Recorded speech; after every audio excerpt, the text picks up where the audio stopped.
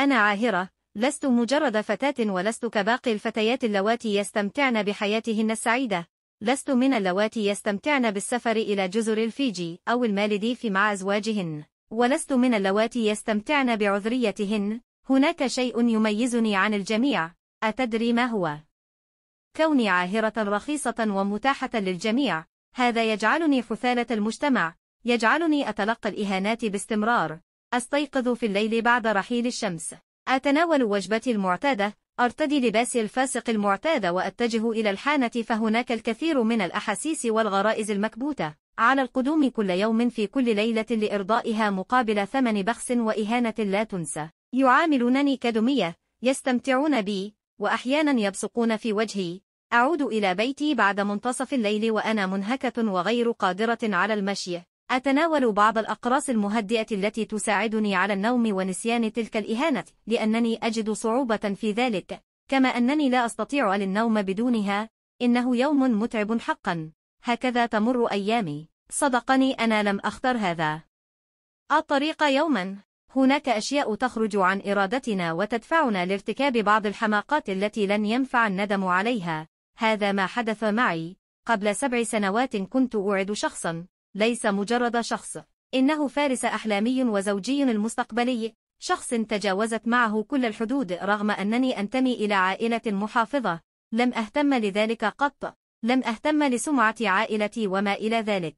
كل ما كان يهمني هو أن أكون برفقة هذا الشخص المثالي الذي سيتحول فجأة فيما بعد إلى وحش آدمي.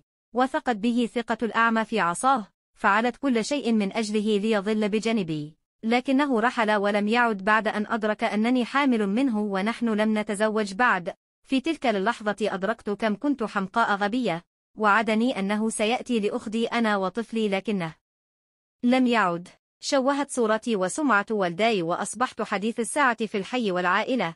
الجميع يتحدث عني بالسوء. لقد خذلت ثقة وتنشئة والداي لي. لم أرى دموع أبي يوما، لكنه ذرفها بغزارة ذاك اليوم. من منا يرضى أن يشاهد أباه يبكي أمامه؟ طبعا لا أحد. لم يشعر بي. كان الذنب ذنبي، فما كان بيدي سوى الرحيل إلى مكان بعيد لا يعرفني فيه أحد. قمت بعملية إجهاض لأنني لا أريد أن يربطني أي شيء بذلك الوحش بعد.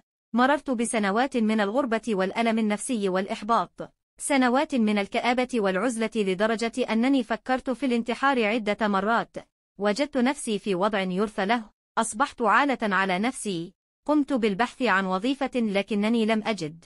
وجدت نفسي في صراع من أجل البقاء، وبالصدفة تعرفت على صديقة أخذتني إلى شقتها، وبعد الكثير من الحديث سألتها عن عملها وأجابتني قائلة بغضب: العالم سيء، أنا عاهرة بائعة هوى. فاقترحت على أن تجد لي وظيفة في الملهى الذي تعمل فيه، وبدون سابق تفكير وافقت. كان هناك حقد وغضب بداخلي، أردت الانتقام من نفسي بأي وسيلة، وكانت هذه هي الفرصة. كان هذا أسوأ قرار اتخذته في حياتي. في هذا العمل المقرف تحملت الكثير من الإساءات والآلام الجسدية والنفسية من أجل لقمة عيش مقرفة. كسرت كل أحلامي وأهدافي. لقد دمرت كل شيء. لم أعد صالحة لشيء. لا حق لي في الكرامة والاحترام. لا حق لي في الحب أو أي شيء من هذا القبيل. في الحانة بينما صديقاتي يقمن بإغراء الزبائن واصطيادهم، أنا أنظر إلى هذا الكم الهائل وأتساءل لماذا يخون هؤلاء زوجاتهم؟ لماذا يا ترى؟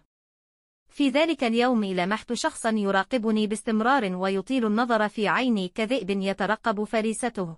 ظننته مجرد زبون آخر يجيد لغة الجسد. اقتربت منه وسألته قائلة: أنت لست من هنا؟ أجاب قائلا: نعم، أنا هنا من أجلك. كم ستدفع إذن؟ كل شيء.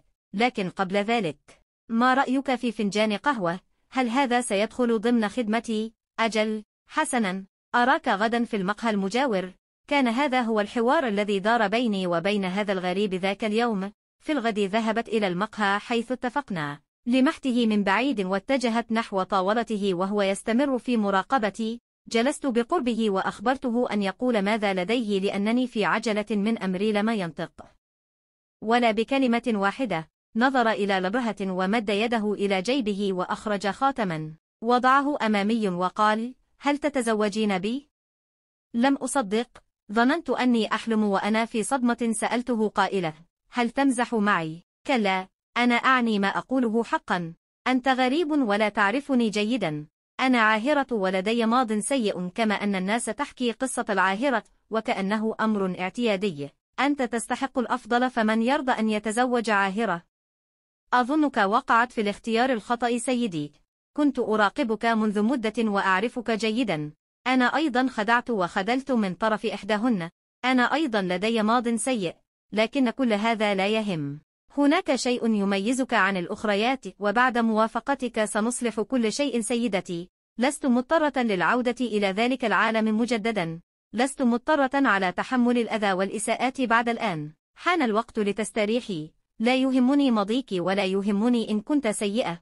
كل ما يهمني هو أن أفتح عيني في كل صباح وأجدك بجانبي، لنغلق هذه الصفحة ونبدأ من جديد. ما رأيك سيدتي؟ لأول مرة في حياتي أشعر فيها أنني إنسانة، ولأول مرة في حياتي يعاملني شخص هكذا. لم أعرف ماذا أقوله. توهجت أحاسيس الحزن والفرح بداخلي. لا أجد وصفا لما شعرني به ذلك الغريب ذاك اليوم.